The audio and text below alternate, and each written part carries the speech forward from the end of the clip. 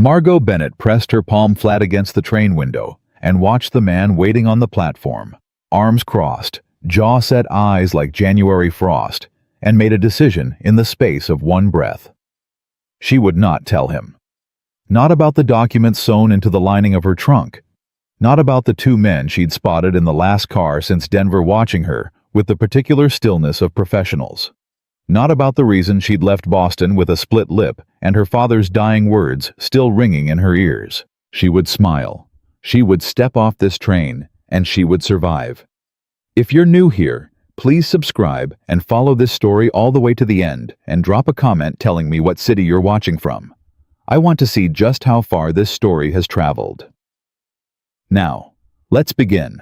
The platform at Cheyenne was packed with noise and cold porters shouting, steam hissing from the engine horses stamping their hooves against frozen earth. And Caleb Morrison stood in the middle of all of it, like a fence post that had decided it wasn't moving for anyone. He was 34 years old, and he felt 60. The winter had taken 3 of his calves. The spring before that had taken his best horse. 2 years before that, the fever had taken Sarah. He did not think about Sarah if he could help it. He thought about the letter instead. Practical, businesslike, the kind of arrangement a man makes when sentiment has already cost him more than he can afford. He needed someone who could cook, who could manage accounts, who could sit with Lily on the nights the girl woke up crying. He did not need warmth. He did not need beauty. He did not need anything that would hurt when it was gone. He'd been very clear about that in his advertisement. He'd been less prepared for what walked off the train. She came down the steps carefully, too carefully. He noticed the way a person moves when something hurts, but they're working hard not to show it. Her coat was good quality, Boston made, but it was buttoned wrong, one eyelid off, like she'd dressed in a hurry or in the dark. Her hat was pinned at an angle that suggested it had been repinned at least twice. Her trunk, carried down by the porter, was large and heavy, and she put her hand on it the second it touched the platform, not possessive exactly. Protective. Caleb noticed all of this in the time it took him to cross 12 feet of frozen planking. "Miss Bennett," he said. She turned, and he saw it quick gone in an instant, the shadow of something across the left side of her jaw. Someone had hit her. Recently. She'd powdered over it, but the discoloration was there if you knew how to look, and Caleb Morrison had spent enough years reading the landscape of trouble to know it on a person's face, the same way he knew it in a sky. "Mr. Morrison?" Her voice was steadier than he expected. She extended her gloved hand. "Thank you for meeting me." He shook it. "You have more luggage." "Just the trunk." He looked at the trunk. "That's a lot for one person." "I wasn't sure what I'd need." She met his eyes without flinching. "I've never lived on a ranch." "I know," he said. "Your letter said." "My letter said a great many things. Most of them true." A pause. Not long, half a heartbeat, but Caleb caught it. "All of them true," she said. He picked up her trunk. It was heavier than it looked, and he adjusted his grip without comment. She fell into step beside him, and he noticed she didn't look back at the train. Most people look back when they're leaving something. The ones who don't are either running away from something or running toward something, and the way she'd put her hand on that trunk told him it wasn't toward. "My daughter will be at the ranch," he said as they reached the wagon. "She's 8. Her name is Lily. She's—" He stopped. "What?" Margot asked. He lifted the trunk into the wagon bed. "She's had a hard couple of years. She doesn't warm to strangers easy." "Neither do I," Margot said. He looked at her. She was watching him with those gray eyes that gave away nothing except intelligence. He had the unsettling impression that she was evaluating him just as thoroughly as he was evaluating her. "Fair enough," he said. He offered his hand to help her up onto the wagon seat. She took it without hesitation, which told him something. She was practical about accepting help. She just didn't like needing it. He climbed up beside her. The horses knew the way home and needed little direction, which was good, because the silence between them had settled into something that required attention. It was Margot who broke it. "I should tell you something," she said. She was looking straight ahead at the gray road stretching out toward the hills. "I won't be what you expected." I didn't expect much, Caleb said. That's not... She paused. What I mean is, I know what your advertisement said. Practical woman, strong constitution, capable of ranch work. And I intend to be all of those things, but I'm not those things yet.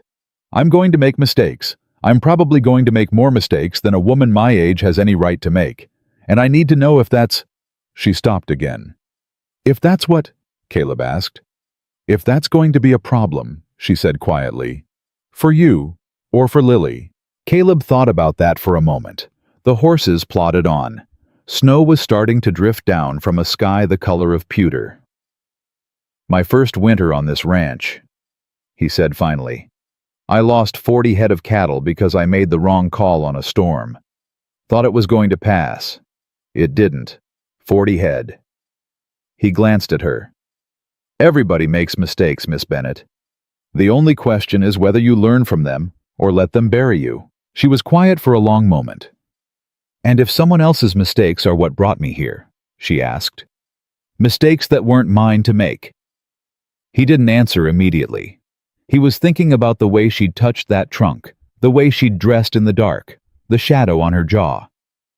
Then I reckon, he said slowly, the question is still the same. She turned and looked at him, then really looked for the first time. Something shifted in her expression. Not quite trust, not yet, but the possibility of it. Your daughter, she said. Tell me about her. He was quiet long enough that she might have thought he wasn't going to answer. Then, she's brave, he said. Braver than she ought to be, maybe. She stopped crying for her mother about 6 months after. He caught himself. She decided crying didn't help. She was 6 years old and she made that decision. Margot said nothing. She helps me with the horses, Caleb continued. She can already identify 3 types of cloud formation because she read it in a book and decided it was useful. She keeps her room tidier than mine. She talks to the barn cat in complete sentences. He paused. She hasn't laughed in about a year. Oh, Margot said softly. Yeah, Caleb said.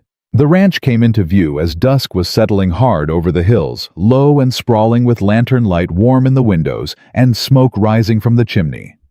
It looked, Margot thought, like something a person might want to come home to if they were the kind of person for whom home had ever been a safe concept. She was still thinking that when the front door opened and Lily Morrison appeared on the porch wrapped in a wool blanket, watching the wagon approach with an expression of careful, absolute neutrality.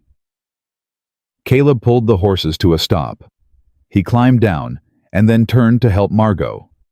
But she was already climbing down herself, and she misjudged the step and came down hard, catching herself on the wagon wheel and managing barely not to fall. Lily watched this without expression. Lily, Caleb said, come say hello to Miss Bennett. Lily walked down the porch steps with the deliberate gravity of a much older person and stopped 3 feet from Margot and looked up at her. Hello, Lily said. Hello, Lily, Margot said. Your father tells me you can identify 3 types of cloud formation. Lily blinked. Cumulus stratus and cirrus, she said. Most people don't think that's interesting. I think it's extraordinary, Margot said. When I was your age, all I knew about clouds was that they ruined picnics. Lily considered this for a moment with the serious deliberation of someone weighing evidence. Then she turned and walked back toward the house. That's good, Caleb said quietly beside Margot's ear. She didn't go silent. That's good, Margot nodded. She was watching the girl's small, straight-backed figure disappear through the door, and something in her chest had tightened in a way she hadn't expected. The interior of the ranch house was plain and functional, and warmer than she'd anticipated. A man Caleb introduced as Henry, his foreman old and weathered and taciturn, helped bring in the trunk and then disappeared with a brief nod in Margot's direction. A woman named Ruth, who came in 3 days a week to help with cooking, had left supper warming on the stove beef stew and cornbread, and the smell of it hit Margot somewhere she hadn't known was empty. She had not eaten a real meal since she'd left Boston. Sit down before you fall down, Caleb said. She sat. Lily appeared in the kitchen doorway, leaned against the frame, and watched Margot eat with the clinical attention of a scientist observing a new specimen. Margot ate steadily and did not look up. "You're eating fast," Lily said. "I'm hungry," Margot said. "Were you hungry on the train?" "Yes." "Why didn't you eat on the train?" Margot set down her spoon for a moment. She looked at Lily directly the way the girl clearly preferred to be looked at. "Because I wasn't sure who else was on the train," she said. "And I didn't want to sit in the dining car long enough to find out." Lily was quiet for a moment. "Someone was following you?" she asked. "Lily," Caleb said. "It's all right," Margot said. She picked up her spoon again.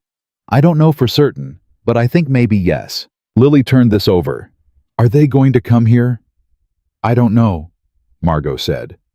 "That's an honest answer," Lily said, and pushed off the doorframe and came to sit down at the table across from Margot, as if the matter had been settled to her satisfaction. Caleb stood at the edge of the kitchen and watched the two of them, this woman he didn't know, and this daughter he loved, with a ferocity that sometimes scared him, and said nothing at all. After supper, after Lily had been put to bed with considerably less argument than Caleb had expected, she'd wanted Margot to come to the door of her room, and Margot had, and they'd stood there in a slightly awkward silence that was somehow also not entirely uncomfortable. Caleb sat across from Margot at the kitchen table with 2 cups of coffee between them. "Tell me," he said. She looked up from her coffee. "Whatever it is you're carrying," he said. "Tell me. Not all of it if you don't want, but enough." She was quiet for a long time, long enough that he thought she wasn't going to. Then she said, "My father was a banker. A good one, genuinely good. I mean, not just successful. He cared about the people he lent money to. He kept records." She paused. "Thorough records. The kind of records that are very useful to someone who wants to prove that another man's lending operation is built on fraud and extortion and intimidation." "Blackwell," Caleb said. Her eyes sharpened. "You know him. Know of him. Names come up. Men who've lost land around here mention it." His jaw tightened. "What kind of records?" "Names," she said. "Dates, amounts, threats that were made in writing, which was stupid of them, but they were confident enough in their power that they didn't think they needed to be careful." She wrapped both hands around her coffee cup. "My father was going to take them to a federal judge. He died before he could. 2 weeks after he died, 3 men came to our house in Boston." She stopped. "And," Caleb said, "and I was there alone," she said. Her voice didn't change. It was the flatness of someone who has already done their crying about a particular thing and moved past it into something harder. "They wanted the documents. I told them I didn't know what they were talking about. One of them—" She touched the left side of her jaw, briefly, unconsciously. Then she caught herself and put her hand back on the cup. "I got away. I had 3 days before they came back. I found an advertisement. I bought a train ticket." Silence. "And the documents?" Caleb asked. She held his gaze. "Safe." He understood. He didn't ask where. "How many men does Blackwell have working for him?" "More than enough," she said. "But the 2 I saw on the train—" She stopped. "They won't move openly. Not yet. They need to know I actually have the papers before they do anything. They'll watch. They'll wait." "How long?" "I don't know," she said. "Not long." Caleb drank his coffee. He was thinking. She let him think without filling the silence, which he appreciated more than she could know Sarah had done the same thing. The thought came and went like a blade. "What I should do," he said finally, "is get you on a train to Denver and put this whole thing in the lap of a federal marshal." "Yes," Margot agreed.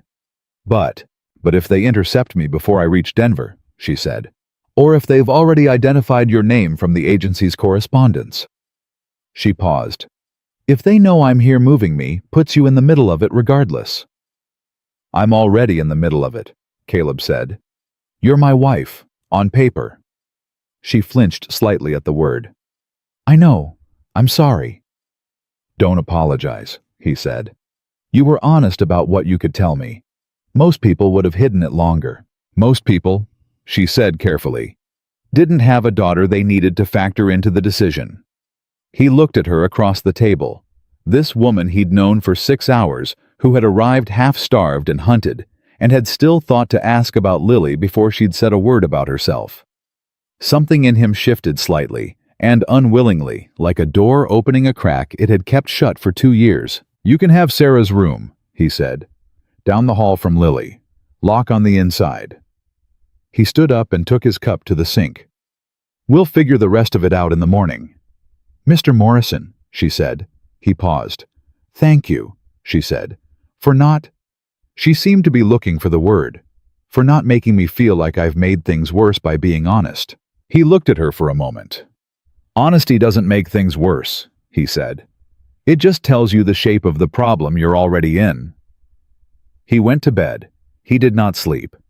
He lay in the dark and stared at the ceiling and listened to the wind push snow against the walls of a house that felt for the first time in 2 years like it had more than 2 people in it. Down the hall behind a locked door, Margot Bennett sat on the edge of the bed in the dark and did not open the trunk. She didn't need to. She knew what was in it. She'd read every page twice, memorized the names and figures that could dismantle an empire if she could get them to the right hands. She knew what they were worth. She knew what they'd already cost. She pressed her palm flat against the top of the trunk, the same gesture she'd made on the train window hours ago, watching the man on the platform, and made the same decision she'd made then. She would not run. Not from this. She was so tired of running. Outside, the snow fell on the Morrison Ranch in the silence of a Wyoming night, covering the tracks of a wagon that had brought a woman with a secret into the life of a man who had promised himself he was done being surprised by anything. He was wrong about that. He just didn't know it yet. 2 days later, Henry came in from the north pasture at a dead run. "Caleb." He came through the door without knocking, which he never did, and his face had the look of a man who had seen something that needed dealing with immediately. "2 riders, coming up the East Road. They ain't from around here." Caleb was at the window in 3 steps. Margot appeared in the kitchen doorway. She looked at Henry. She looked at Caleb. And the color left her face so completely and so fast that Lily, sitting at the kitchen table with her cloud book, looked up and said, "Margot." "Go to your room, Lily," Caleb said. "But now." His voice was quiet and absolute. Lily closed her book and went. Margot crossed the kitchen in 4 steps and put her back against the wall beside the window, out of the line of sight from outside, the way someone does it who has done it before. Caleb noticed that too. "2 men," she said quietly. "Can you see their faces?" "Not yet." "Dark coats, one taller one with a red scarf." Caleb looked again. "Yeah." She closed her eyes for exactly 1 second, then she opened them. "They're Blackwells," she said. "The same 2 from the train." Caleb turned from the window. His expression had not changed. It was the same flat, unreadable face he wore when he was deciding something, but his hand had moved to his hip. "You said they'd wait," he said. "I said I thought they'd wait," she said. "I was wrong." He looked at her. "Where are the documents?" She looked back at him steadily. "Somewhere. They won't find them." "Good." He picked up his coat from the hook by the door. "Then we've got nothing to hide." He glanced back at her, and there was something in his eyes, not reassurance exactly, but something steadier than she expected. "Stay inside. Don't come out unless I call for you." "What are you going to do?" she asked. "Talk to them," he said. "For now." He went out the front door, and she moved back to the window, staying to the edge out of sight, and watched him walk out across the yard toward the 2 riders who had just come through the gate. He walked like he owned every inch of ground beneath him. And maybe she thought that was exactly the point. She pressed her back against the wall and breathed. In the kitchen on the table, Lily's cloud book sat open to a page on cirrus formations, thin and high and cold, the kind that come before a change in weather. The kind experienced ranchers knew that meant a storm was already on its way. Caleb walked out to meet them, the way a man walks when he's decided that fear is a luxury he can't afford. His boots hit the frozen ground in an even, unhurried rhythm, and he kept his hands visible and his shoulders square. And when the two riders pulled up their horses 20 feet from the porch, he stopped and looked up at them without a word. The taller one spoke first. He had a voice like gravel being poured into a tin bucket, deliberate and heavy. "Afternoon. You the owner of this property?" "I am," Caleb said. "Caleb Morrison, and you're on private land, so I'll ask you to state your business." The tall one looked at his companion. The one with the red scarf knotted at his throat, despite the cold being no worse than any other Wyoming afternoon, and something passed between them that wasn't quite a smile, but was in the same family. "We're looking for a woman," Red Scarf said. "Name of Bennett. Margot Bennett. We have reason to believe she may have traveled through this area recently." "Who's asking?" Caleb said. "Associates of her family," the tall one said. "She left Boston under some distress. Her family is worried." Caleb looked at him for a long moment. "Her family," he said. "That's right." "Her father's family, you mean?" A pause. "That's right." Caleb pulled his coat tighter and turned his head slightly, as if thinking. He was buying time, and he suspected they suspected it, but none of them had any reason to rush the performance. "I did have a woman come through on the Cheyenne train a couple days back. She was looking for ranch work. I told her I didn't have anything for her and she moved on." "Moved on where?" Red Scarf said. "Didn't say. I didn't ask." Caleb looked at him with the patient, weathered blankness of a man who has nothing to prove. Women looking for work in Wyoming in the winter don't generally advertise their next destination. The tall one leaned forward slightly in his saddle. "What did she look like?" "Average," Caleb said. "Brown hair, city coat. Didn't look like she'd ever seen a ranch." The description was accurate enough to be plausible, and vague enough to be useless. The tall man knew it. His eyes were flat and careful, and he studied Caleb the way a man studies a card player whose tell he hasn't located yet. "You got a wife, Mr. Morrison?" "I did," Caleb said. "She passed 2 years ago." "I'm sorry to hear it." The tall one didn't sound sorry. "You living out here alone then, just you and your land?" "Me and my crew," Caleb said. "And my daughter." He said it the way a man might mention a fence line, matter-of-fact territorial making, clear what was his without raising his voice about it. The tall man heard the tone. Red Scarf heard it too. Something shifted in their posture, not retreat exactly, but a recalculation. "Well," the tall one said finally, "if you see Miss Bennett or hear of her whereabouts, we'd be grateful if you'd pass word to the sheriff's office in Cheyenne. We're staying at the Frontier Hotel." He touched the brim of his hat. "Much obliged for your time." They turned their horses. Caleb stood and watched them ride back through the gate and down the east road until they were a smear of dark coats against the pale winter distance. He stood there a full minute after they'd disappeared. Then he turned and walked back to the house. Margot was still at the window. He came through the door and she turned to face him, and her expression was the same careful, controlled stillness it had been since Henry had come running. But her hands, he noticed, were clasped together in front of her, hard enough to whiten the knuckles. "They'll be back," she said. "I know," he said. "You told them I'd moved on." "I did." "They didn't believe you." "Probably not," Caleb said. He went to the stove and poured himself a cup of coffee that had gone lukewarm and drank it anyway. "But they can't act on it probably. Not openly, not here." Margot unclenched her hands. She walked to the table and sat down. "You didn't have to do that," she said. "Lie for me. You don't owe me anything." "I know I don't," he said. She looked up at him. "Then why?" He set the cup down. He looked at her for a moment, at this woman who had arrived 2 days ago with a bruise on her jaw and secrets in her trunk, and had sat across from his daughter and told her the truth when she didn't have to, and he said, "Because a woman who runs from Boston in the dead of winter to marry a stranger she's never met isn't doing it for fun, Miss Bennett. And a man who sends hired thugs to retrieve her isn't worried about her well-being." The silence that followed was the kind that contains a lot of things going unsaid, and both of them knew it, and neither of them pushed. "Margot," she said. He glanced at her. "If we're—" She paused. "On paper, I mean. If I'm—" She seemed to be negotiating with the words. You should call me Margot." He nodded. "Caleb," he said. Henry appeared in the kitchen doorway a moment later, hat in hand, reading the room with the practiced instinct of a man who'd worked for the Morrison family for 11 years. He looked at Caleb. Caleb gave him a small nod that said everything that needed saying. "I'll ride the fence line," Henry said. "Make sure they didn't leave anybody behind." "Take Dawson with you," Caleb said. "And Henry, don't approach if you see them."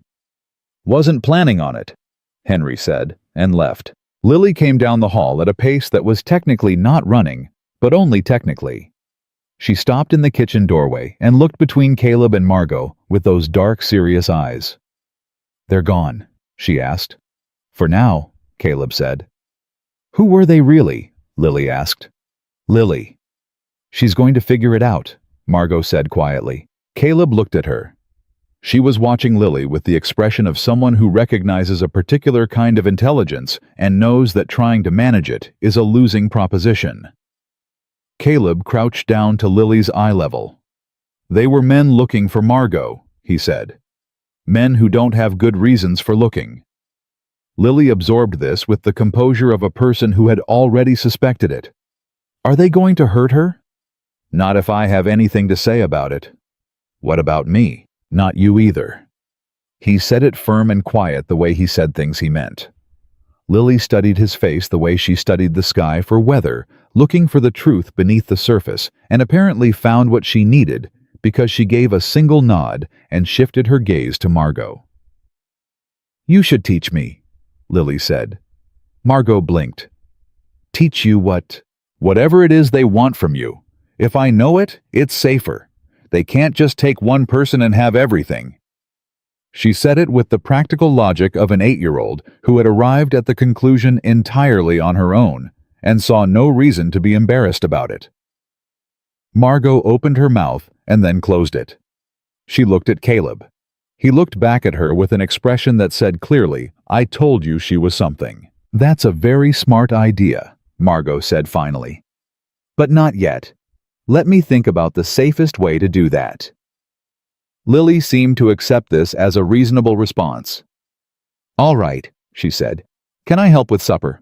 And just like that, the conversation shifted the way things shift in households where children have decided that life goes on because the alternative is unacceptable. And Lily pulled a chair to the counter and climbed up and began peeling potatoes with the focused industry of someone who had taught themselves the task and was quietly proud of it. Caleb stood at the edge of the kitchen and watched Margot move alongside his daughter, asking questions about which potatoes to use and learning without complaint that she had been peeling them the wrong way.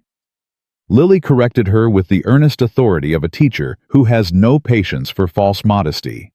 It was the most ordinary scene in the world. It was also, Caleb thought, the most dangerous situation he'd been in since the war. He went out to the barn to think. The horses were calm, which he took as a good sign, since horses know trouble before people do, and were notoriously poor liars about it. He stood in the warm, dim smell of hay and animal and worked through what he knew. The Blackwell operation was not a mystery to him, not entirely. He'd heard the name from 2 different ranchers in the county, men who'd gone to that particular lending outfit when the banks had turned them down and found themselves trapped inside terms that moved and shifted like sand until suddenly the land they'd borrowed against was no longer theirs. It was a clean operation in the way that a well-made trap is clean. And the kind of men who build that kind of trap do not send employees to retrieve evidence of it unless the evidence is genuinely dangerous. Whatever Margot Bennett was carrying, it was worth a great deal of risk to someone. He needed to know more. And there was only one person in this county who would know it, or know how to find it without asking questions he'd have to answer later. He went back inside when supper was ready and ate beside his daughter and this woman who was teaching herself in real time how to belong somewhere.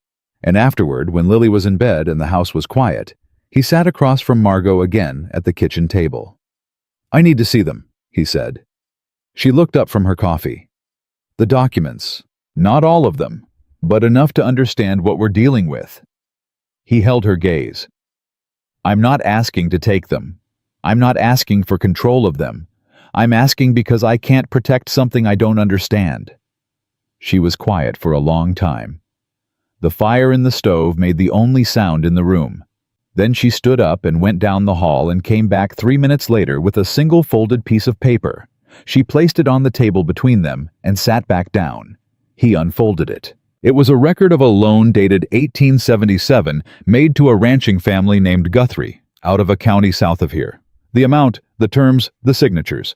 But along the margin of the document in a different hand from the rest was a set of notations.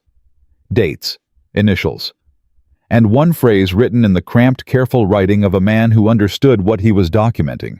Threatened foreclosure through sheriff's office, payment already made. See attached correspondence. There's correspondence, Caleb said. 14 letters, Margot said, between a Blackwell representative and a man named Dawes, who was the county sheriff at the time. The letters make it very clear that Dawes was accepting payment to enforce fraudulent foreclosure actions. Caleb set the paper down carefully. A bought sheriff, he said. 3 of them across 4 counties, she said. My father spent 4 years collecting this.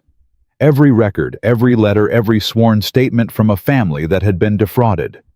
He was methodical, he was thorough. He knew that if he brought it forward without enough evidence, they'd bury him before he could make it stick. She paused. He was right about that part. He just ran out of time. How many families? Caleb asked. She met his eyes. 31, she said.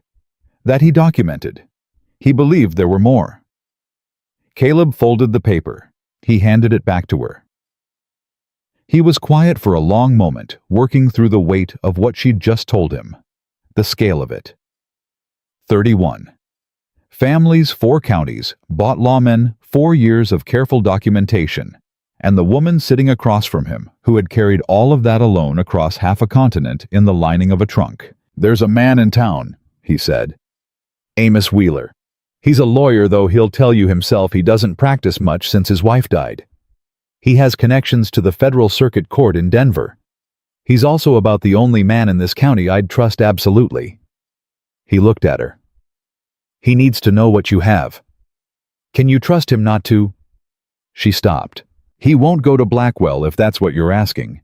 He lost a cousin to that lending scheme 3 years ago. Lost the whole ranch. Caleb paused. He's not a man who forgets. Margot absorbed this carefully. When? She said. Day after tomorrow. I'll go in the morning, tell him I need to see him. You'll come with me. Is that safe? Safer than staying put and waiting for those 2 to decide talking is no longer useful, he said. They'll be watching the road, but I have another way into town. She nodded slowly. Then she looked down at her hands. Caleb, she said, and something in the way she said his name was different from before. Less careful, less managed. I need you to understand something. He waited. I didn't come here planning to drag you into this, she said. I want you to know that. I came here because I needed distance and I needed time and I needed... She paused. I needed someone who didn't know who I was. I thought I could manage it quietly. I thought I could protect the documents and just live quietly until I figured out the safest way to get them to a judge. And, he said, and I underestimated how quickly they'd find me. Her jaw tightened. I'm sorry. I should have... You should have what? He said, not unkindly but directly. She stopped. You needed somewhere to go, he said. You went somewhere. You told me the truth when you could have hidden it, and you told my daughter the truth when it would have been easier not to.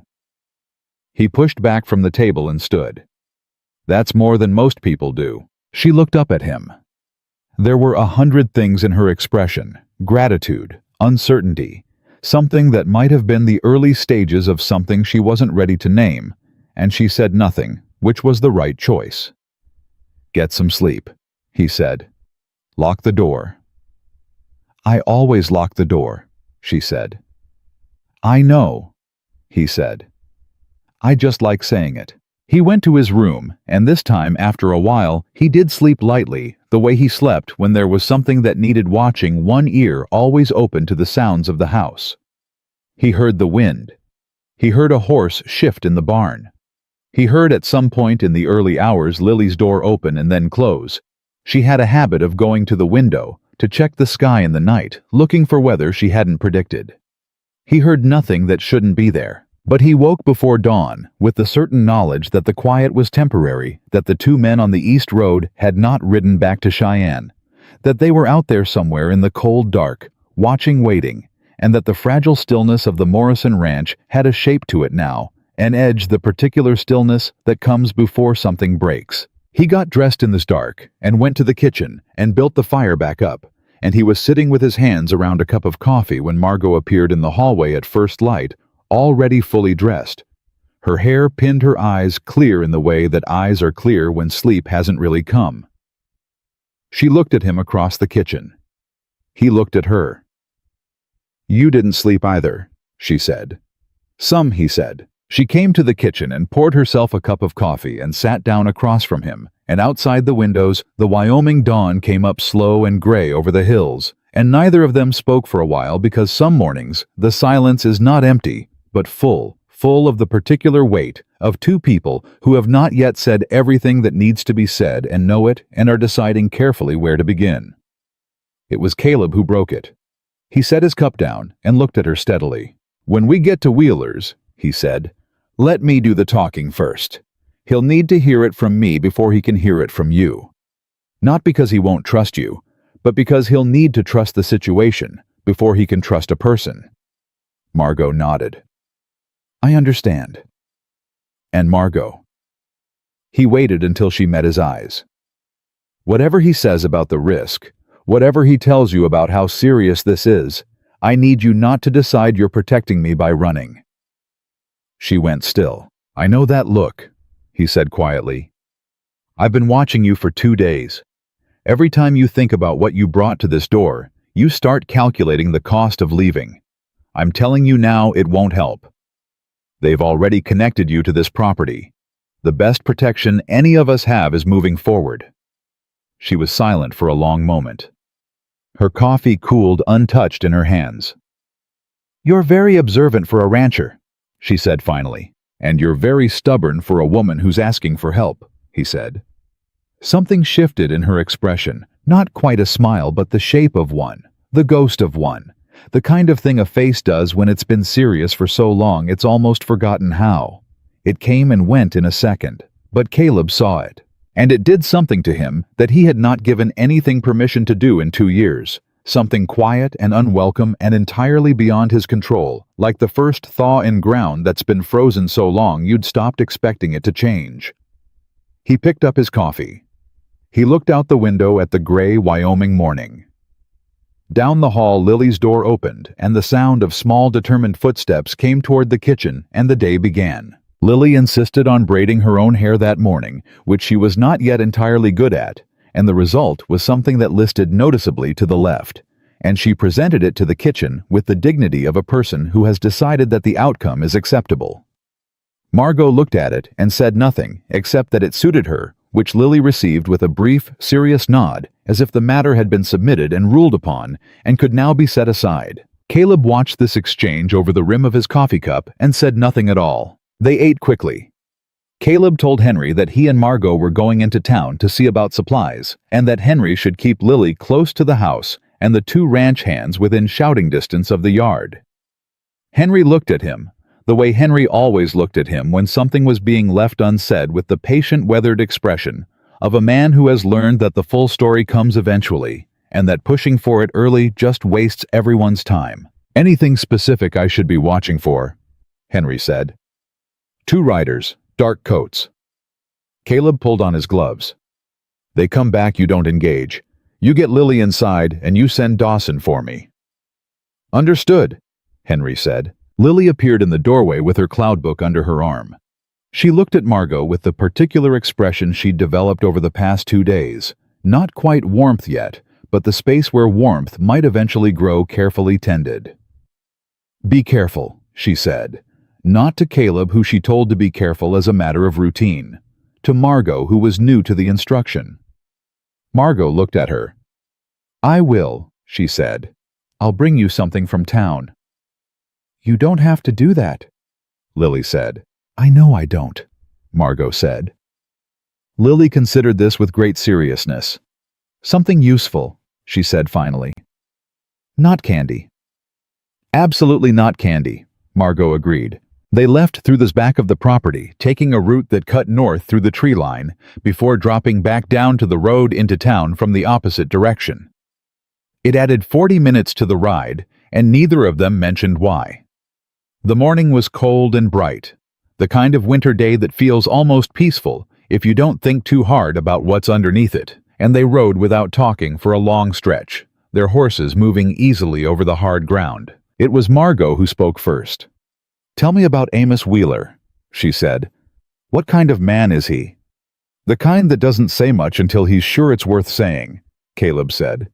"He practiced law in St. Louis for 12 years before he came out here.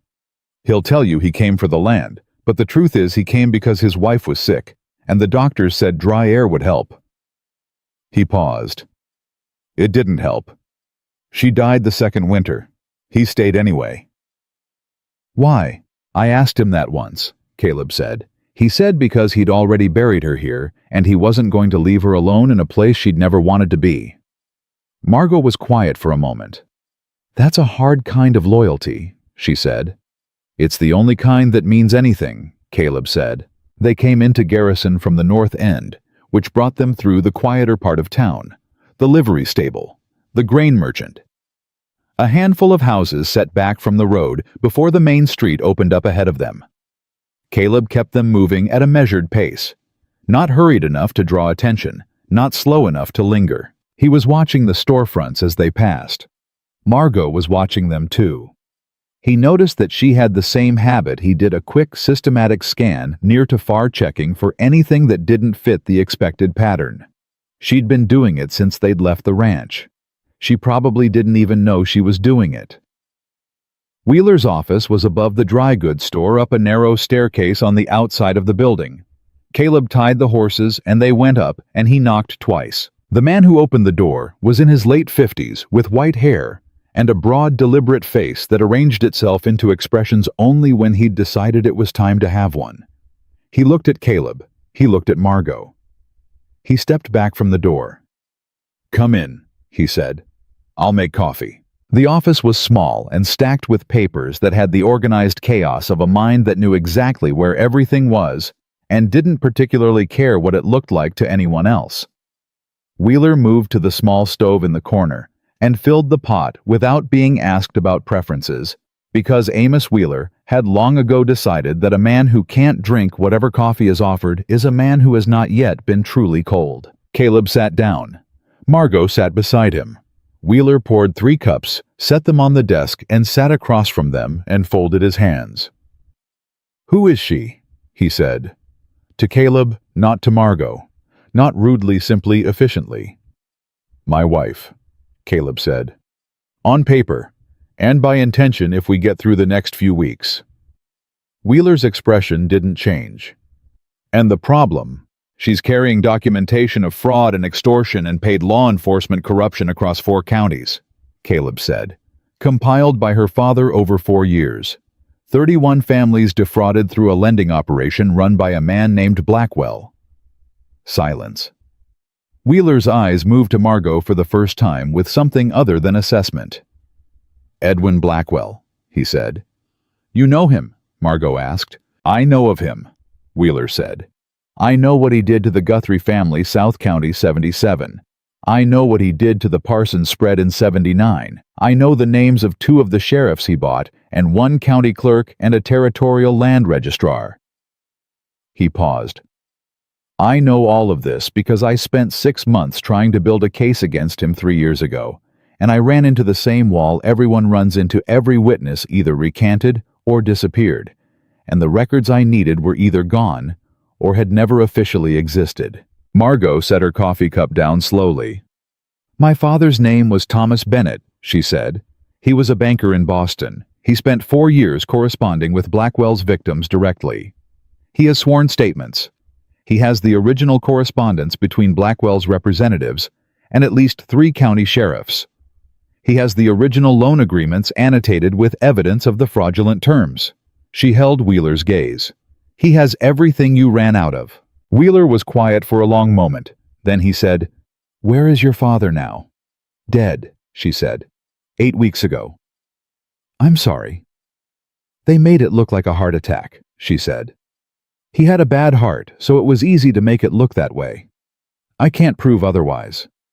But he was healthy enough 2 weeks before he died, and the men who came to our house afterward were not collecting on a debt. They were looking for papers." Wheeler looked at Caleb. "How close behind her are they?" "2 men showed up at the ranch yesterday," Caleb said. "I turned them away. They won't stay turned." Wheeler stood up. He went to the window, not to look out. Margot understood, but to think in a direction that wasn't other people's faces. And he stood there for a moment, with his hands clasped behind his back. "The Federal Circuit Court has a judge in Denver," he said. "His name is Alderman. He's honest, which in this context means he is the specific kind of stubborn that makes dishonest people extremely uncomfortable. If the documentation is what you say it is, he could issue warrants that would cross county lines and supersede any local sheriff's authority." He turned. But getting the documents to him without Blackwell's people intercepting them is not a simple proposition.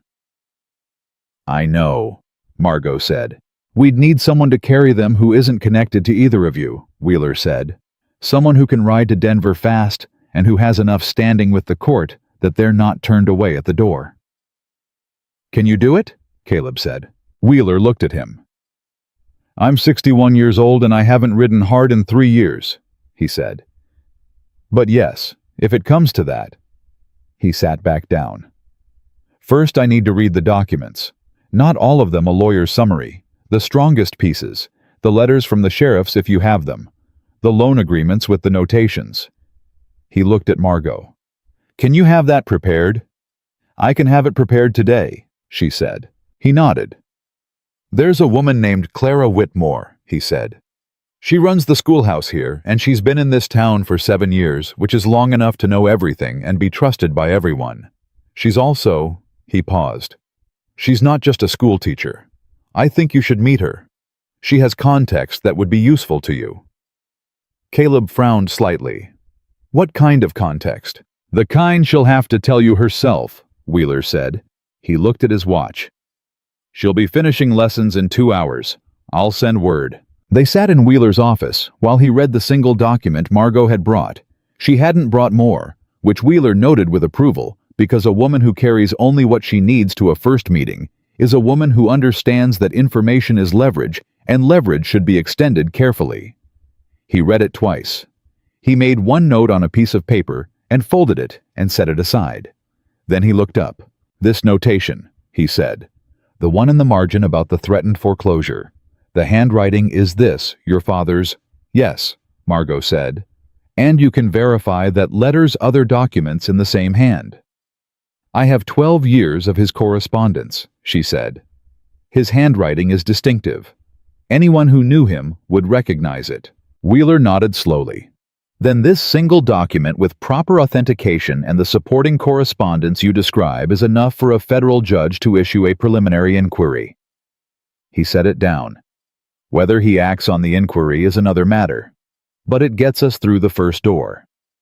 He paused. "Miss Bennett Margot, you understand that once this process begins, it cannot be stopped quietly. Blackwell will know, and he will respond." "He's already responding," she said. "He's had 2 men following me since Boston." "What I mean is that the response will escalate," Wheeler said. "Right now, they want the documents. Once we file with the federal court, they'll want more than that."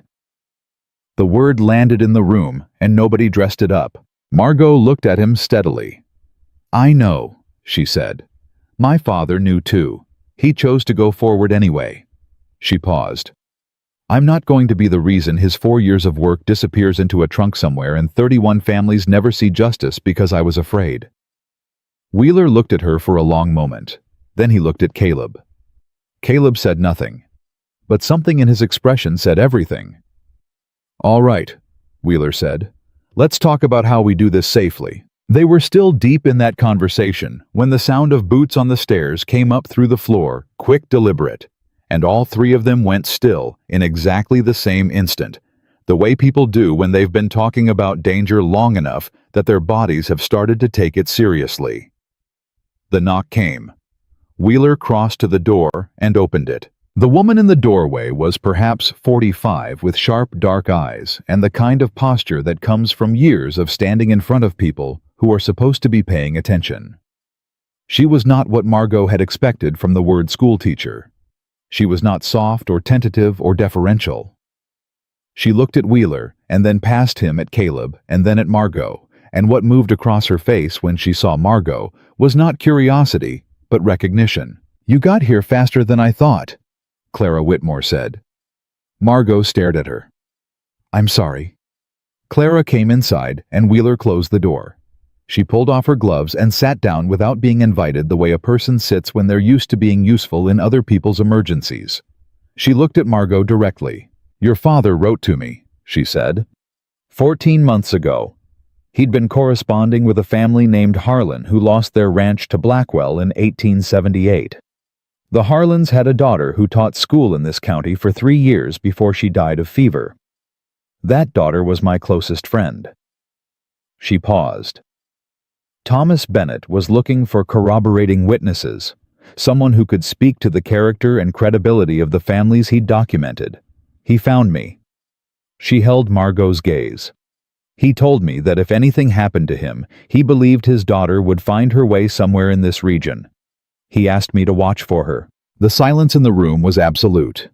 Margot said very quietly, "He knew." "He suspected," Clara said. "He was a careful man." "He never told me," Margot said. "He didn't want to frighten you before it was necessary," Clara said. "Those were his words.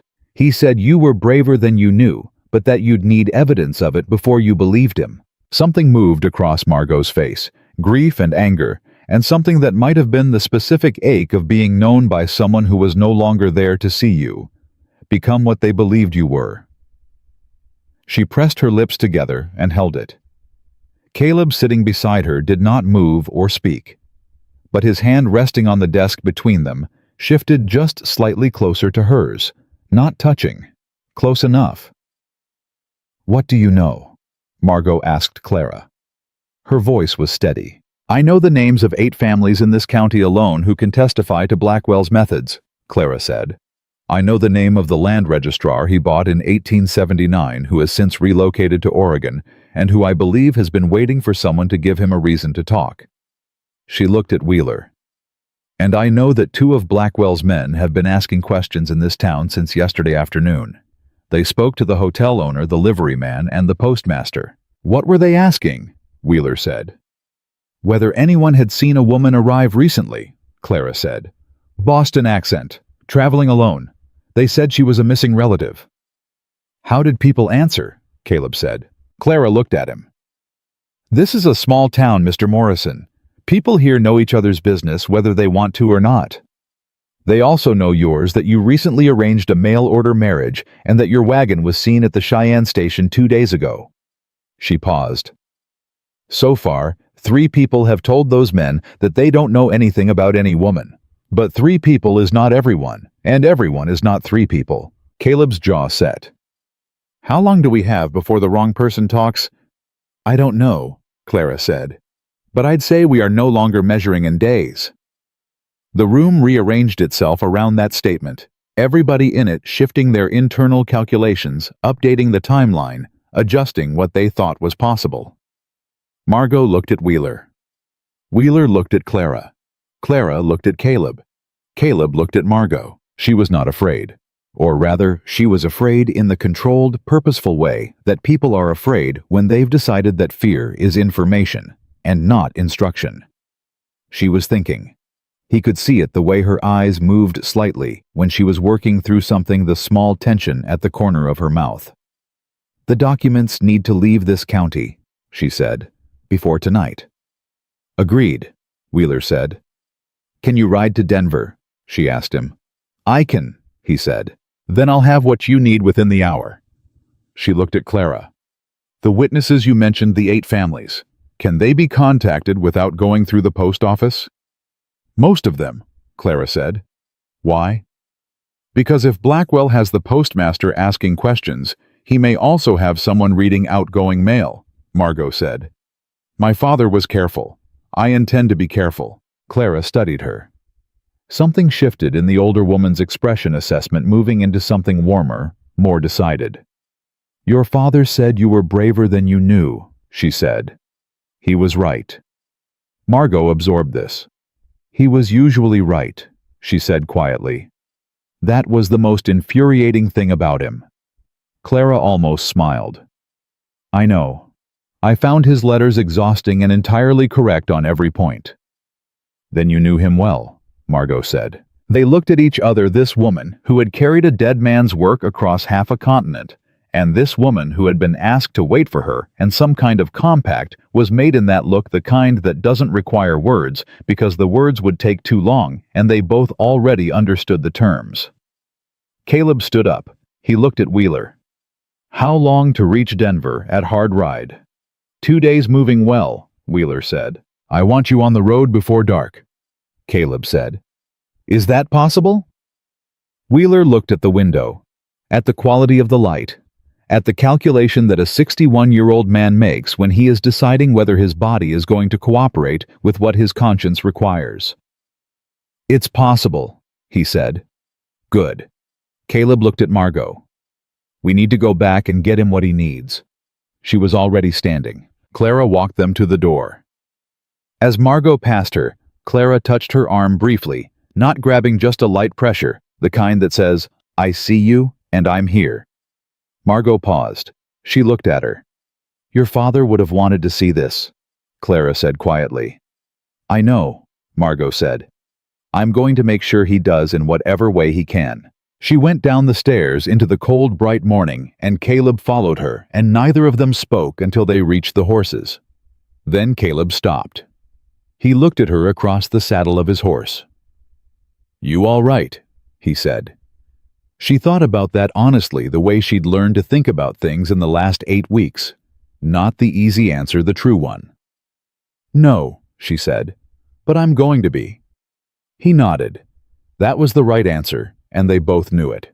They mounted and turned the horses back toward the ranch, and behind them, the town of Garrison went about its ordinary morning business, and 2 men in dark coats sat in the Frontier Hotel dining room watching the street, and somewhere in this whole cold county, the clock was running on something that could not be undone once it started. Margot rode with her back straight and her eyes forward. Her father had spent 4 years on this. She was not going to let it end in a Wyoming town because she was afraid of 2 men in dark coats. She was her father's daughter. It was time to act like it. They made it back to the ranch in good time, and Margot went straight down the hall without taking off her coat. Caleb heard the trunk open. He heard paper moving. He built the fire up in the stove and put water on and stood at the kitchen window, watching the east road, the way a man watches weather, not expecting the worst, but prepared for it. Henry appeared from the barn. He walked to the house at a normal pace, which meant nothing had gone wrong while they were gone. Caleb stepped outside to meet him. Quiet, Henry said. Dawson rode the perimeter twice. Nothing on the east road, nothing on the north. Good, Caleb said. Where's Lily? Inside. She's been reading to the barn cat. Henry paused. The cat seemed engaged. She bribes him with scraps, Caleb said. He looked out toward the road again. Henry, I need you to do something for me tonight that isn't on the usual list. Henry waited. Wheeler is riding to Denver before dark. He's going to need an escort out of town, someone to ride with him the first 10 miles to make sure he's not followed. After that, he'll be on the main road and moving too fast to be a quiet target. He met the older man's eyes. Can you do that? Henry looked at him for a moment. He had the face of a man assembling a picture from pieces he'd been given one at a time, and he was now seeing the whole of it. He did not look surprised. He looked, if anything, confirmed in something he'd suspected since the moment Margot Bennett had stepped off a train with careful eyes and a heavy trunk. I'll take Dawson, Henry said. 2 of us is better in the dark. Good man, Caleb said. He went back inside. Margot was at the kitchen table with the trunk open beside her chair and papers spread across the table in a pattern that looked chaotic and clearly was not. She had taken off her coat and rolled up her sleeves, and she was working with the focused efficiency of someone who has organized these documents before, who knows exactly what each page contains and where it sits in the case. She didn't look up when he came in. 14 letters, she said.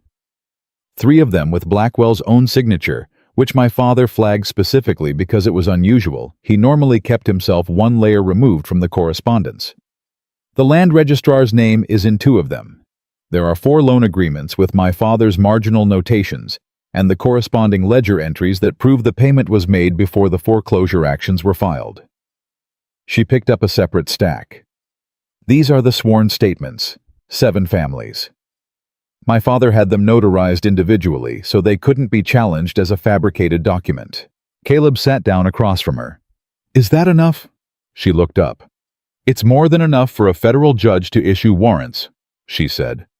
Whether it's enough to keep Blackwell from finding ways to delay and obstruct and threaten his way out of it is a different question. She paused. But it's enough to start. Then let's get it ready. They worked together at the table, Margot selecting organizing, explaining what each document contained and why it mattered. Caleb listening with the careful attention of a man who understands that the details he's hearing are the difference between a case and a story. He asked 2 questions, both precise and both important, and she answered them without evasion, which he noticed and filed away. Lily appeared in the kitchen doorway at some point and assessed the situation with one long, comprehensive look. Then went to the stove and very deliberately made herself useful by heating up the leftover coffee from breakfast and setting 2 cups on the table without being asked. Margot looked up at her. "Thank you," she said. "You looked like you needed it," Lily said with the matter-of-fact generosity of someone who has decided that caring for people is a practical matter, not a sentimental one. She went back to the other room, and neither Caleb nor Margot said anything. But something shifted slightly in the air between them, the way it does when 2 people witness the same small thing, and both understand its weight. By mid-afternoon, they had a package documents wrapped in oilskin to protect them from weather organized in the order Wheeler would need them, with a single page of Margot's own writing at the top, a clear, precise summary of the evidence written in the language of someone who had grown up listening to her father explain the law over the supper table, who understood that a judge reading a stranger's summary needs the clearest possible road through the material. She had written it in one pass, barely stopping, and it was good Caleb read it over her shoulder, and thought not for the first time that this woman was considerably more prepared for this fight than she had been given credit for, possibly including by herself. "This is well done," he said. "My father made me write summaries of his cases when I was 12, she said. He said if I couldn't explain it simply, I didn't understand it." She looked at the page. He was right about that, too. Caleb straightened up. "I need to get this to Wheeler before the afternoon gets away from us." He paused. "I'll go myself. Henry will ride out with him." Margot looked at him. "I want to come." "I know. But you're going to tell me I should stay." "I'm going to tell you that the ranch is safer with you in it," he said. "Lily is here. If those men come back while I'm in town..." "You think they'd come here while you're gone?" "I think they've been watching," he said. "I think they know roughly when I left this morning, and roughly when I came back, and if I ride out again alone, they'll know there's a window." He looked at her steadily. "I need to know you're here." She held his gaze for a moment. Then she looked down at the package on the table. She picked it up and held it out to him. "If Wheeler runs into trouble on the road," she said, "the most important documents are the 3 letters with Blackwell's signature. Those are the ones that connect him directly. Everything else supports the case. Those 3 make it." "I'll tell him," Caleb said. He took the package. "And Caleb..." She waited until he looked at her. "Be careful in town. If they've identified you as connected to me, you walking into Wheeler's office is..." "I'll go to the dry goods store first," he said. "Pick up the supplies I told Henry I was getting. Be visible about it. Wheeler's upstairs. I'll go up the back stair."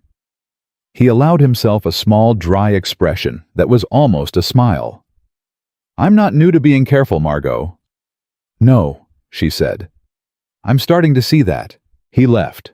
She stood at the window and watched his horse until it was gone, and then she turned and went to find Lily. The girl was in the sitting room with her cloud book. Though she wasn't reading it, she was sitting very still, listening to the house, the way children listen when they know something important is happening and have decided that alertness is the appropriate response. She looked up when Margot came in. "He went to town," Lily said. "Yes." "To the lawyer?" "Yes." Lily looked at her book. "Are the men going to come back today?" Margot sat down in the chair across from her.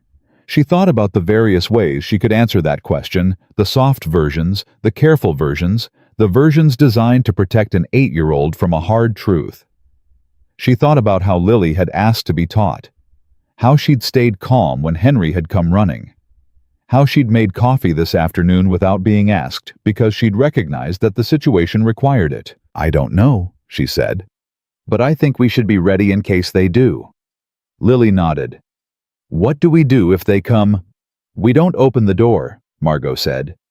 "We go to the back room your father showed me and we wait for Henry." "Henry's here." "Dawson is," Margot said. She kept her voice even. "And I'm here." Lily looked at her with those dark, assessing eyes.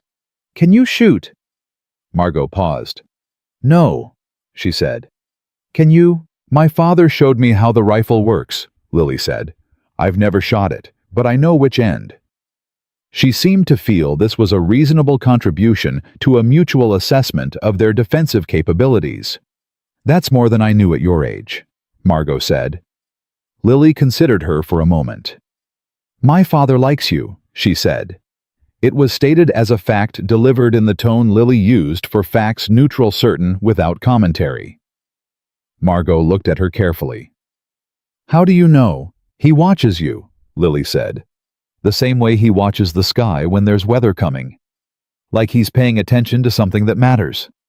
She turned a page in her cloud book. "He hasn't done that since my mother died." Margot was quiet for a moment. "Lily," she said softly. "It's all right," Lily said. She was still looking at her book. "I know it's different. I'm not confused about what it is." She paused. "My mother was a different kind of person. She sang while she worked, and she laughed very loud, and she didn't know what a cumulus cloud was."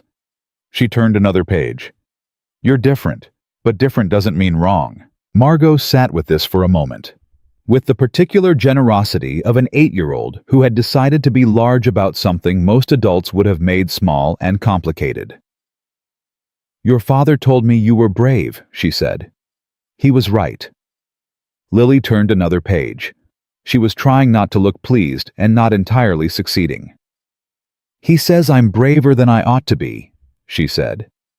"I think that's just what grown-ups say when they want you to be less brave."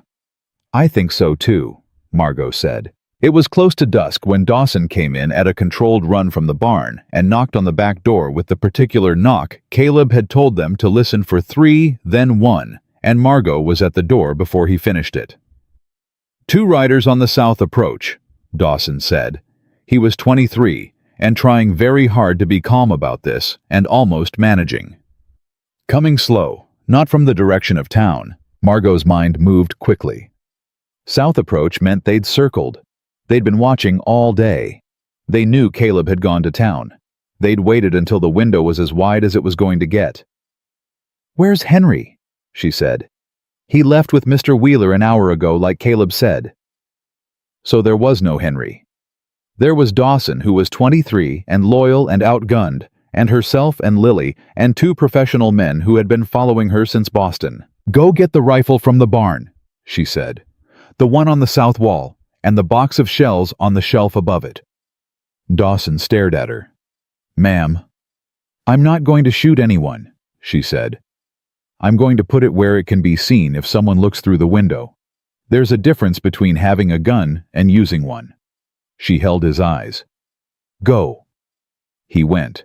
She turned. Lily was standing in the kitchen doorway with her cloud book still in one hand, and her face arranged in the composed, watchful expression that Margot had come to understand was not the absence of fear, but its management. "Back room," Margot said. "Now, bring your book." "Are you coming?" Lily said. "In a moment. Go." Lily went unhurried, which was somehow more impressive than running would have been. Margot moved through the kitchen to the front window edge, not center out of the line of sight, and looked toward the south. She could see the two riders clearly now. They had stopped at the fence line, which meant they were looking at the house, taking stock, deciding. The tall one was talking. Red Scarf was listening. They didn't know she could see them.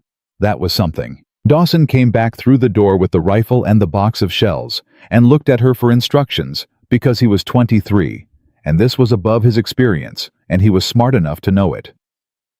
She crossed to him and took the rifle, and placed it at a deliberate angle on the kitchen table, visible from the window, visible to anyone looking in through the glass, the posture of a house that is not empty and is not undefended. Then she turned to Dawson. "Do you know Sheriff Garrett?" "Yes, ma'am." "Ride to town," she said. "Find him.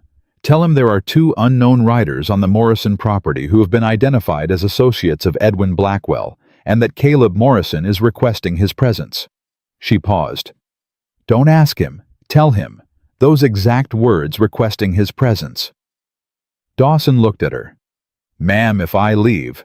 "If you stay, there are 2 of us against 2 of them," she said. "If you go, there is 1 of me and 1 of them I can stall by making them think they're looking at more than they are. And you come back with a man who has a badge." She held his eyes. "Go, Dawson."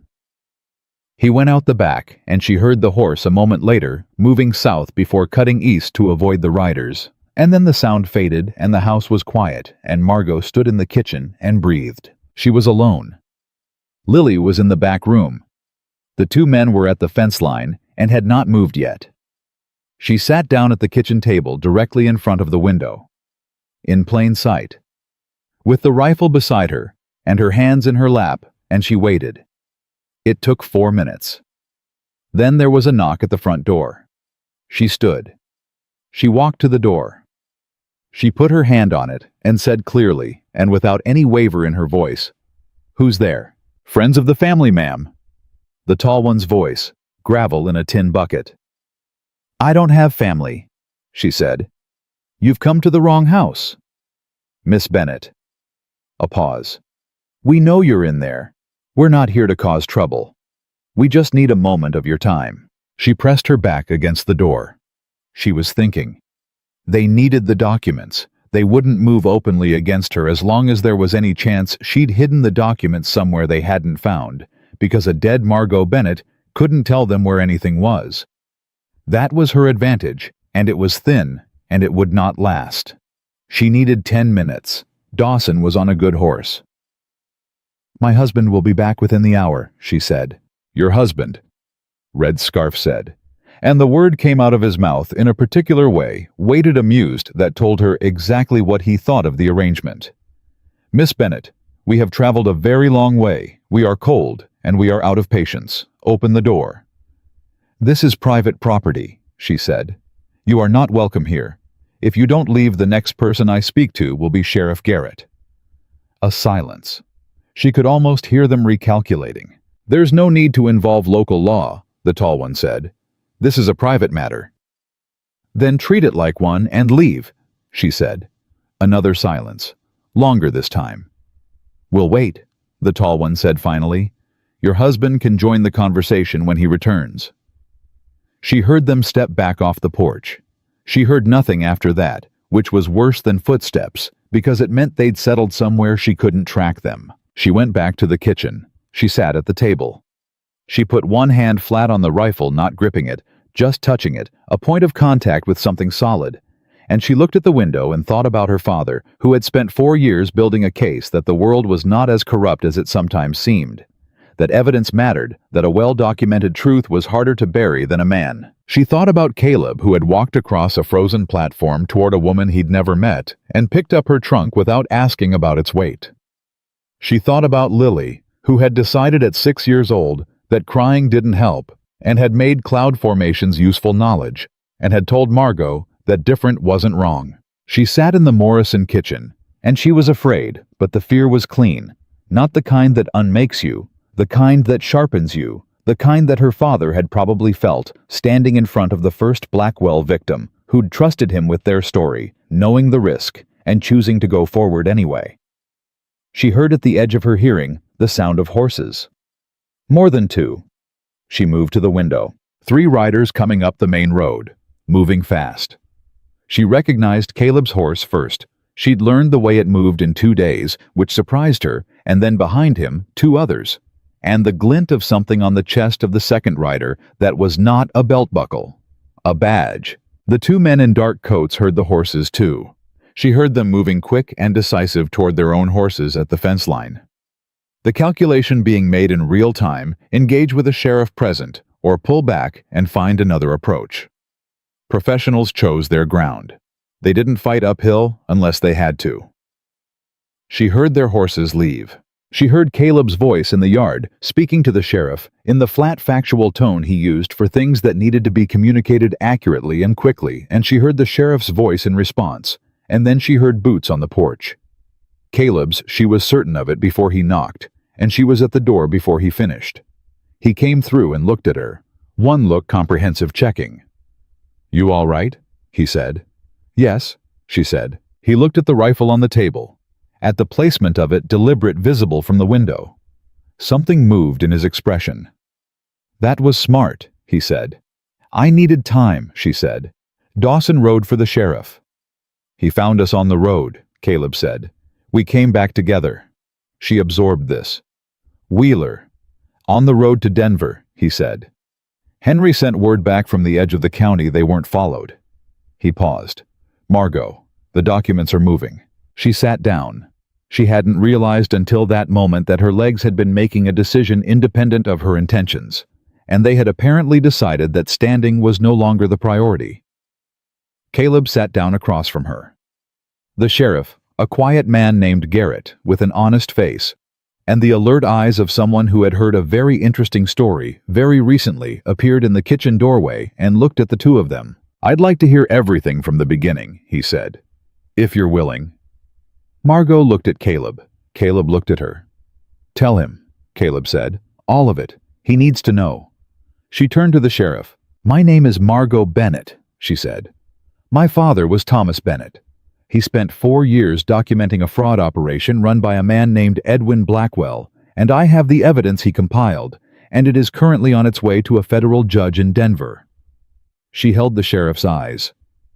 "And I am going to tell you exactly what it contains, and exactly what it proves, and then you are going to help us make sure it gets there." Garrett pulled out a chair and sat down. "All right, Miss Bennett," he said. "I'm listening." In the back room, Lily Morrison sat with her cloud book in her lap and listened to the voices coming through the house.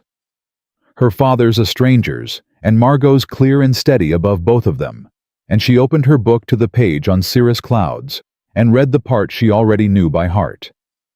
Thin and high and cold, they come before a change in weather. She was 8 years old. She knew with the particular certainty of a child who has been paying close attention that the change had already begun. Sheriff Garrett stayed for 2 hours. He sat at the Morrison kitchen table, and he listened to everything Margot told him, and he asked 7 questions, all of them precise. And when she was done, he sat back and looked at the ceiling for a long moment in the way of a man who is rearranging a picture of the world he thought he understood. "Blackwell's name has come up in this county before," he said finally. "I looked into it twice. Both times the trail went cold because the people I needed to talk to either recanted or disappeared." He looked at Margot. "You're telling me your father found 7 families willing to put their names on sworn statements?" "7 in the documentation I have," Margot said. "Clara Whitmore knows 8 more in this county alone." Garrett was quiet. "Clara," he said, and there was something in the way he said her name, recognition and a kind of respect that told Margot the schoolteacher was known to the sheriff and known as a credible source. "She identified a land registrar in Oregon," Margot continued. "A man named—" She paused, pulling the name from memory, Prescott. "He was on Blackwell's payroll in 1879. She believes he would testify if properly approached." Garrett looked at Caleb. "How long have you known about this?" 4 days, Caleb said. "And you sent the documents to Denver tonight." "Wheeler is on the road," Caleb said. He'll be at the federal courthouse in 2 days. Garrett nodded slowly. Alderman, he said. Judge Alderman. If Wheeler reaches him and the documentation is what you say. He stopped. He looked at Margot with the careful eyes of a man choosing his words. What you've done is significant, Miss Bennett. Getting this to a federal judge is the right move. But I need you to understand that there's a gap between when Wheeler reaches Denver and when Alderman can act. And in that gap you are still here, and Blackwell's men are still in this county. I understand, Margot said.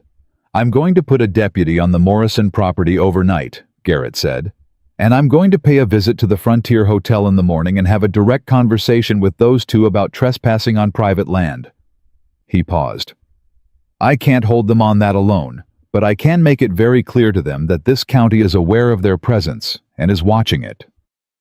That may accelerate things, Caleb said. It may, Garrett agreed, but it also sends a message that the quiet approach has run its course. He stood up. Lock everything tonight. Keep your people close. He looked at Margot one more time. Your father did serious work, Miss Bennett, the kind that takes courage and patience in equal measure. He picked up his hat. So did you. He left. Caleb walked him out. Margot sat at the kitchen table alone for a moment and let the silence of the house settle over her like something earned. Lily appeared from the back room.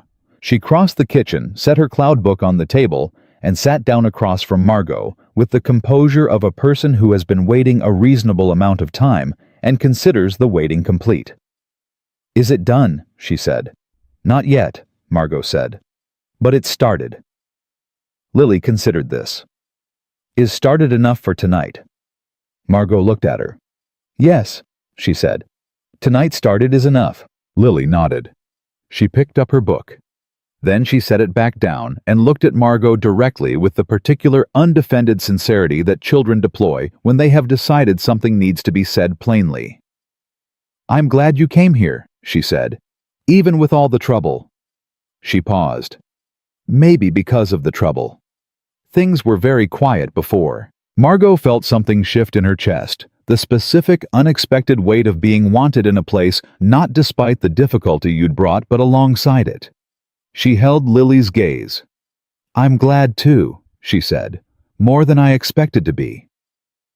Lily got up and went to bed without being told, which was Caleb said when he came back inside, unprecedented in recorded history. He sat down across from Margot and they looked at each other across the table, and the kitchen was warm and the house was quiet, and outside the deputy's horse stood at the fence. And that was all the safety that could be arranged for this particular night, and it was enough. You should have told me about Dawson, Caleb said, sending him for Garrett. There wasn't time, she said. There's always time for 10 words, he said. Next time. She looked at him. Next time, she said. And the phrase landed between them with its full weight, the implication of continuity of future, of a next time being a thing they were both going to be present for. Neither of them addressed it directly. Get some sleep, Caleb said. Tomorrow is going to require thinking clearly. I don't know if I can sleep, she said. Try anyway, he said. The problems will still be there in the morning. They always are. She almost smiled at that. You're very practical. Ranch work, he said. Does it to a person. She stood. She was at the hallway when she turned back. He was still sitting at the table, his hands around his coffee cup, looking at nothing in particular with the expression of a man whose mind is doing considerable work behind a still face. Caleb, she said. He looked up. What you did the lying to those men the lawyer tonight on the road with Garrett. She stopped. She was looking for the right version of what she meant, and the right version was the honest one. You didn't have to do any of it. I know that. I want you to know that I know that. He was quiet for a moment. You keep telling me what I didn't have to do, he said. I'm starting to think that's what you say to people when you don't know yet how to let them choose to. She held his gaze for a long moment. Maybe, she said. Get some sleep, Margot, he said. She went. The morning came gray and cold and entirely ordinary, which was its own kind of relief. Garrett's deputy rode out at first light. The east road was empty. Henry came back from the county line with the news that Wheeler had made good time and had not been followed, which was the best news the Morrison Ranch had received in 5 days. Clara Whitmore arrived at 9 in the morning on horseback, which surprised Margot until she remembered that the woman had been in Wyoming for 7 years and had probably stopped being surprised by anything that required a horse. She came inside and sat down and looked at both of them with the brisk practicality of someone who has spent the night thinking and arrived with conclusions. "I sent word to 3 of the families I mentioned," she said, "through channels that don't go through the post office. They're willing to speak to Garrett directly if he asks." She paused. "I also wrote a letter last night." "To whom?" Margot asked. "A colleague," Clara said. "A journalist. In Chicago." She held Margot's eyes steadily. "I should have told you this yesterday, but I wasn't certain of your reaction." She paused. "Your father knew him. They corresponded. His name is Arthur Reeves, and he has been looking for enough documentation to run this story for 3 years. He has readers, and he has reach, and he understands that a federal warrant is stronger when public attention is already on the case." Margot was quiet. "You think we need the press?"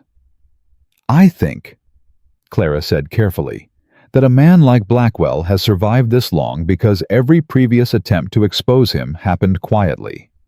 Quietly is where he is strongest. He buys people quietly. He threatens people quietly. He makes things disappear quietly." She paused. "Your father built an airtight legal case, and it was still going to take him years to move it through the courts. Public attention changes the calculus." Caleb looked at Margot.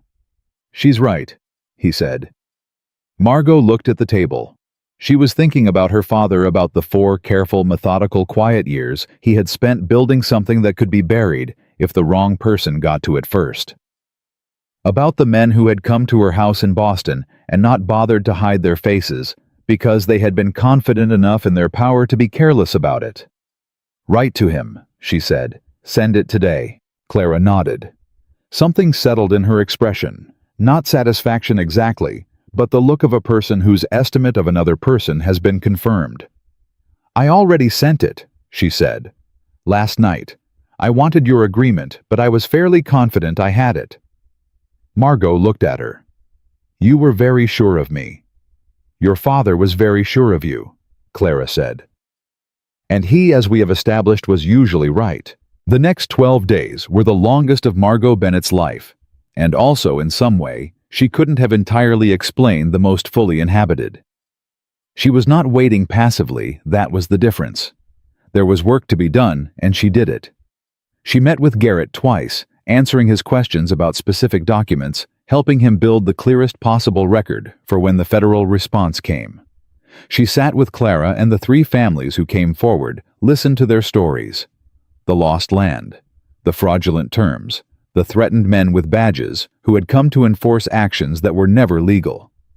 And she wrote summaries of their testimony in the same clear, precise hand her father had taught her, because clarity was the one weapon that worked at every distance. She learned to make biscuits.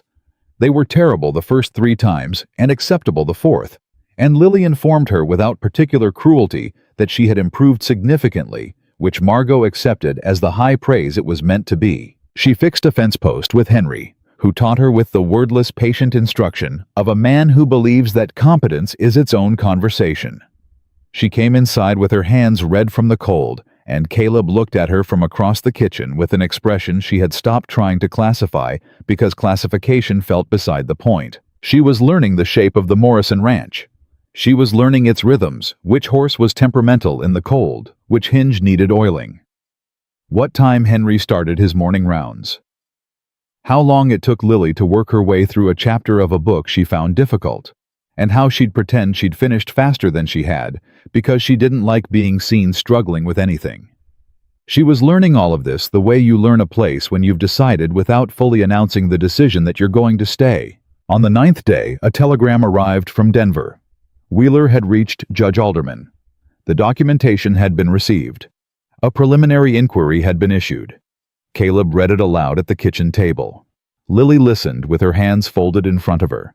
When he finished, she said, "What does preliminary mean?" "It means the judge is taking it seriously," Margot said. "It means it's real now. It's in the system." "Will they come after us now?" Lily asked. "They might try," Caleb said. "But it won't work," Lily said.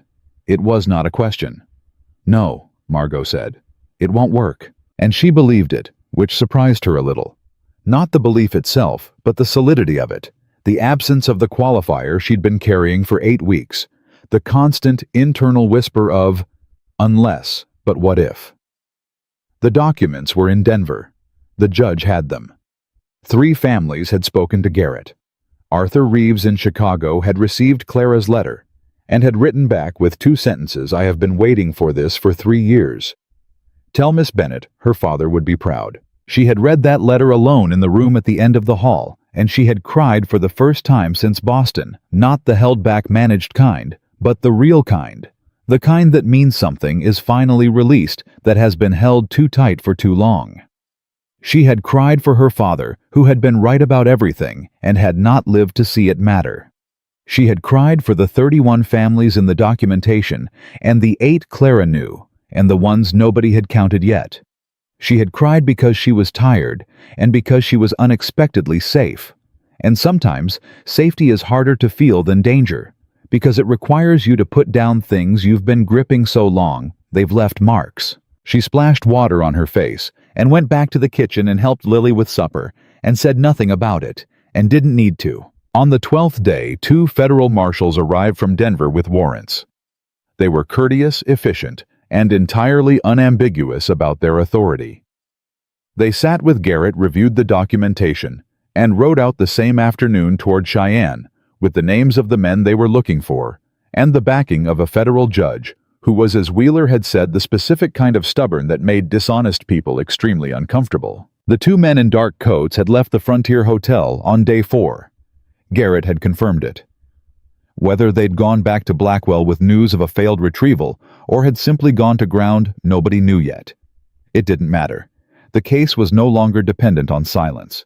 On the evening of the 12th day, after the marshals had gone, and Garrett had sent word that the warrants were moving, Caleb Morrison came to find Margot in the barn, where she was brushing down the horse she'd been practicing, on the gentle one. The one Henry had said was patient enough for a beginner, though he'd said it in the way Henry said things, which was without the word patient and with a lot of demonstrated technique. Caleb leaned against the stall post and watched her for a moment without speaking. "You've improved," he said. "Henry's a good teacher," she said. "He told me you asked him to show you how to check the shoes," Caleb said. "I wanted to know." "He also said you fixed the fence post correctly on the first try, and then redid it anyway because you thought it could be better." She glanced at him. "He talks more than he seems to." "Only about things worth talking about," Caleb said. She finished the brushing and hung the brush up and turned to face him. He was standing in the warm, dim space of the barn with his hat in his hands, and the expression on his face was the one she'd been watching for 12 days, the one that was moving toward something and had not yet decided to arrive. "The case is moving," she said. "Wheeler thinks Alderman will issue full warrants within the month. Clara's journalist has the story. Garrett has 3 families on record." She paused. "It's going to hold Caleb. It's going to hold without me needing to be in the middle of it anymore." He was quiet. "What I'm saying," she said carefully, "is that the reason I came here, the danger, the documents, the men on the road, that part is resolving. And I'm aware that the arrangement between us was made under a specific set of circumstances, and those circumstances are changing." She held his eyes. "I'm not assuming anything about what that means for the arrangement." He looked at her for a long moment. The barn was quiet around them. One of the horses shifted. Outside, the Wyoming winter was doing what it did, cold and vast and indifferent, and in here it was warm, and it smelled like hay and animals and something that had started quietly and without permission to feel like home. "The arrangement," he said. "I don't want to presume." "Margot," he said, not impatiently, firmly. She stopped. "I told you on the second day that honesty doesn't make things worse," he said. "It just tells you the shape of the problem you're in." He paused. "I'm going to be honest with you now." She waited. "I have been watching you for 12 days, he said. "I have watched you sit with Garrett and explain legal documentation you memorized from your father's work when you were 12 years old. I have watched you sit with a family that lost everything and write down their story with the kind of attention that tells a person they are being seen. I have watched you learn to make biscuits and fix fence posts and figure out my daughter." He paused. "And I have watched you every single time you did something that mattered look slightly surprised that you were capable of it." His voice was quiet, but it was certain the way the Morrison Ranch was certain, solid, unmoving, built for weather. "You are not a temporary arrangement, Margot. You are not a woman who arrived under difficult circumstances and is now free to leave. You are—" He stopped, chose the words. "You are what this house needed before I knew to ask for it." The silence that followed was the kind that is not empty, but full of 12 days, and a heavy trunk, and a bruise that had faded, and a child who had decided that different wasn't wrong, and a man who had promised himself he was done being surprised by anything. She looked at him across the warm, dim space. "Lily told me," she said quietly, "that you watch me the way you watch weather, like something that matters." "She's observant," he said. "She's extraordinary," Margot said. "She is," he agreed. "She told me last night that you were the best at biscuits of anyone she'd met, which is—" "A lie," Margot said. "A magnificent one," he said. "She meant it kindly." Margot laughed, actually laughed the real kind, the kind that comes out before you've decided to allow it. And Caleb stood in the barn with the sound of it, and something in him that had been cold for a long time decided it had been cold long enough. He crossed the space between them. He stopped close enough that she had to look up slightly to meet his eyes. He did not reach for her. He simply stood in the presence of her and let what was true between them occupy the air without apology. "Stay," he said. "Not because of danger, and not because of paper, and not because you don't have anywhere else to go. Because you want to." She looked at him. She thought about a train window in Cheyenne and a decision made in one breath. She thought about a man on a platform with his arms crossed and eyes like January frost, who had picked up a heavy trunk without asking about its weight. She thought about a girl who watched the sky for weather and had decided at 6 years old that crying didn't help. She thought about her father, who had spent 4 years on something he believed in and had been right about every part of it, including the part about his daughter being braver than she knew. She had been running for 8 weeks. She had been running longer than that, if she was honest, running from a city that had never quite fit, from a life that had been built for her by other people's expectations, from the belief that safety was something that happened to people luckier or simpler than herself. She was done running. "I want to," she said. Caleb Morrison nodded once, the way he nodded when something had been submitted and confirmed and could now be acted upon. He offered her his hand, not a romantic gesture exactly, more the gesture of a man who has made a decision and is inviting another person to make it with him, and she took it, and they walked out of the barn together into the cold Wyoming night, with the stars very bright, and the snow hard underfoot, and the ranch house ahead of them warm with lamplight. And inside it, a small girl was almost certainly still awake, reading her cloud book. By the light she thought nobody could see under her door. 3 weeks later, a letter arrived from Arthur Reeves in Chicago. The story had run on the front page. Aldermen had issued full warrants for Edwin Blackwell and 4 associates. The sheriff in 2 counties had been removed from office pending investigation. A family named Guthrie, out of a county south of Garrison, had written to Amos Wheeler to say that the land they had lost in 1877 was being reviewed for return. Margot read the letter at the kitchen table with Lily beside her, because Lily had decided she was old enough to hear things directly, and Margot had agreed. When she finished, she set it down. "Is it over?" Lily said. "This part," Margot said. "The courts will take time. Some of it will be hard. But the part where they could make it disappear, that part is over." Lily looked at the letter. "Because of your father." "Because of my father," Margot said. "And because of Wheeler and Clara and Garrett and 8 families who were willing to say what happened to them out loud." She paused.